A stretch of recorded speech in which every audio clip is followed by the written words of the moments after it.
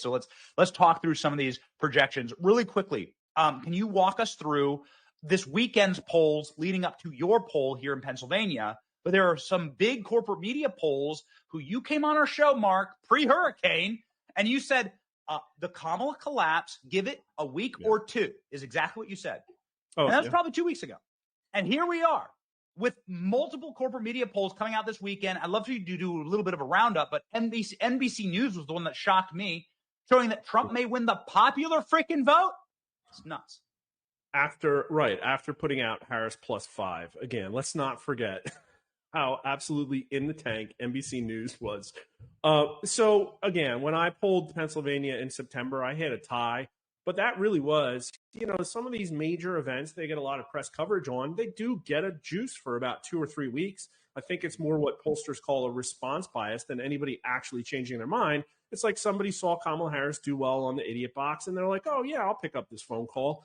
But there hasn't really been anything like that. And when we went into the field, we got Trump +3 in Pennsylvania.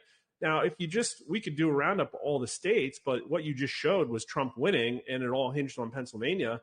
And all of these numbers here, if you look at Real Clear Politics, there are some blue things in the Pennsylvania aggregate. But for instance, the biggest lead besides Bloomberg Morning Consult, who just sucks and we shouldn't even consider them, is New York Times Siena. But they oversampled Biden 2020 supporters, like I said, by 8 points. So that's a Trump +4. So you have us, Trump +3, them, Trump +4, Insider Advantage, Trump +2, the Hill Emerson, Trump +1, Trafalgar, Trump +3. Rich Barris is coming out with another Trump lead. It's done. Trump's winning Pennsylvania. The only question is he going to win by more, and is he going to drag McCormick over the finish line?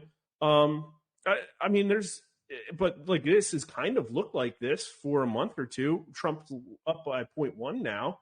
That's because Morning Consult and New York Times Siena are dragging that number down. But anybody could have looked at this page a month ago and said, well, look, you've looked at the numbers at the top too, like Clinton +8. No way. She lost. Biden +7. No way. He won by 1. So there's going to be polling error again to the left. Trump's going to have maybe a blowout in Pennsylvania, just depending on whether or not the Postal Service shows up for him.